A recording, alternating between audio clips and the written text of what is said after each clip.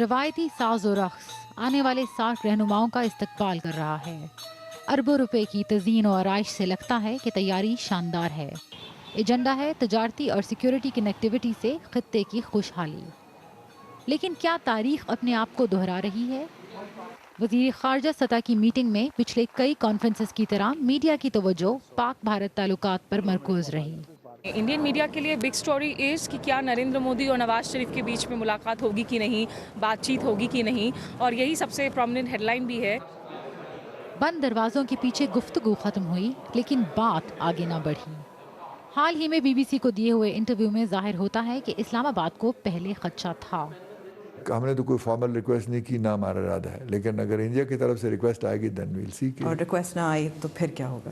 خالی hand shake ہی غالباً ہوگا فوٹو سیشن میں۔ نریندر مودی کے اقتدار سنبھالنے کے وقت مسافے اور تحفوں سے بہتر تعلقات کے آغاز کے بعد لائن آف کنٹرول پر کشیدگی اور دونوں اطراف سے سخت گیر بیان جاری ہوئے۔ کیا خطے میں امن اور ترقی کے سارک ایجنڈا کو پھر یرغمال بننے کا خطرہ ہے؟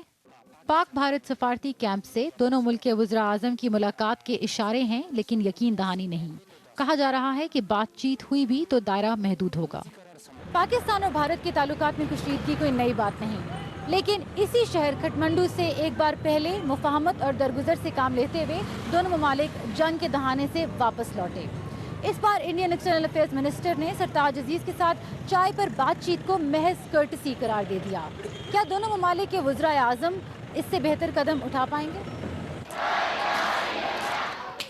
تعلقات کے اتار چڑھاؤ اور سارک کے لڑکھڑاتے ایجنڈے سے واضح ہے کہ ایک قدم آگے اور دو پیچھے کی پالیسی سے دونوں ممالک وہیں آ کھڑے ہوتے ہیں جہاں سے چلے تھے۔ Saba Aitzaz, B B C news, Kathmandu.